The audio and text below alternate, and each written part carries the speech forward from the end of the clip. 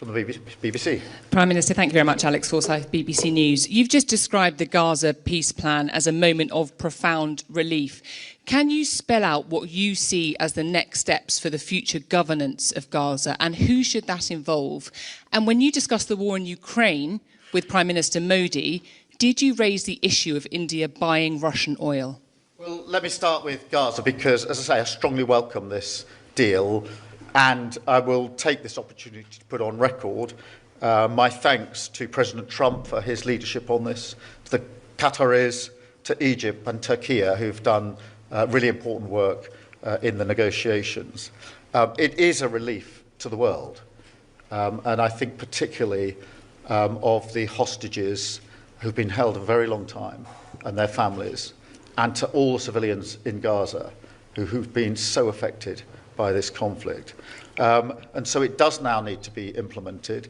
And as for the next stages, we, the UK, stand ready to work with others on implementing the next stages. We're set out in the plan, but it is a really important step that's been reached here, and that's why I strongly welcome it. On the question of Ukraine and Russia, yes, we did discuss that this morning with President Modi, and we each went through the steps we're taking to bring about a resolution of the conflict, and we emphasised in particular our focus on the shadow fleet and the work that we're doing leading the coalition of the willing. Thank you, Alex. Can I come to Carl, ITV?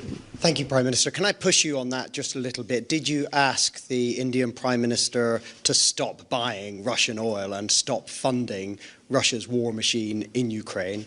And separately, did you raise the issue of British man Jagtar Singh Johal? What did you ask and what was the response? So on the first question of Russia-Ukraine, we did discuss this and looked particularly at the outcome that we both want. So Prime Minister Modi and myself, the focus on ending this conflict and the various steps that could be taken to end. And that was a wide-ranging discussion, but we did set out the steps that we are taking in relation to energy, particularly on the shadow fleet, and the work of the Coalition of the Willing. On the consular cases, yes, we did raise the consular cases. We always raise them when we have the opportunity to do so. I should say that the Foreign Secretary is meeting the families in coming weeks, as well as raising it today. Thank you. Sam, from Sky. Sam Coates, Sky News. Prime Minister, it looks like Tony Blair is going to have quite a big role overseeing Gaza. Should we trust his instincts on that? And also, you spoke to the boss of Infosys yesterday about the successful rollout of digital ID in India. What lessons did you take away from that conversation? Well, just in relation to the situation in the Middle East, the first and most important thing to say is that the deal today is a real breakthrough. And that is why it's important that we recognise that and recognise the human impact that is going to have on those that have been most affected. And that's why I've referenced, in particular, the hostages, their families, and all civilians in Gaza who have been through unimaginable horrors and grief over the last period of this conflict. Now it does need to be implemented. I'm less interested, to be perfectly frank, in discussions about personnel than I am in getting it implemented.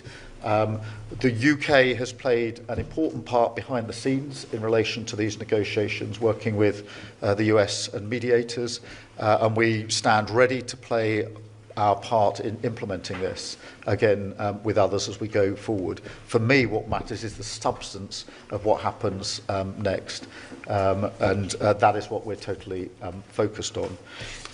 In relation to digital ID, we did discuss this yesterday, and in particular the benefits that it has brought in India. We've obviously also looked at other countries, Estonia, for example, and the speed with which it allows citizens here to access services, particularly financial services, is something that was recognised in our discussions yesterday and actually at the FinTech discussion that we had today as well. So we're looking at those examples of how digital ID helps individuals with the processes that sometimes take too long and are too cumbersome, and makes them easier for them.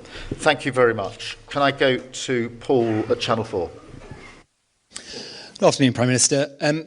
In the first line of your statement this morning, and you've just repeated it now, you called it, quote, President Trump's peace plan for Gaza. So, yes or no, do you now think that President Trump will be a deserved winner of the Nobel Peace Prize? Well, look, it is a very significant step forward, and it would not have happened without President Trump's leadership on this. And I want to be really clear about that, and I say that from the informed position of the UK having played a part behind the scenes in this with the US and with the mediators.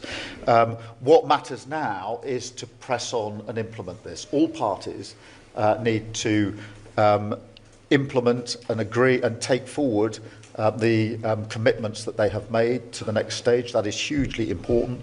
We will work with others to ensure that that happens, but my focus now is moving this from the stage it's at now, which is really welcome, strongly welcomed, to ensuring that we now move on to the next stage and make a success of this, because that matters to me more than anything else. Thank you. Catherine, GB. Catherine Forster, GB News, thank you.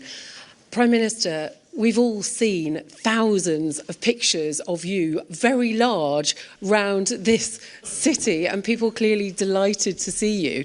How does that feel? And also, though you're very popular here, you're really very unpopular at the moment at home. And, digital ID had public support. You announced it. Lots of people now seem to have changed their minds on that. Do you have the reverse Midas touch at home? Pardon me. Well, look, firstly, just in relation to the situation here in India, it is really good that the UK is as welcomed as it has been these last 2 days in India. That is good for the United Kingdom.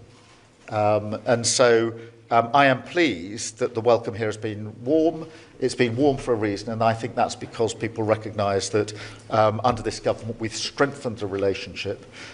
We have pulled off the FTA, which other governments have tried and failed to do, and we've done it successfully.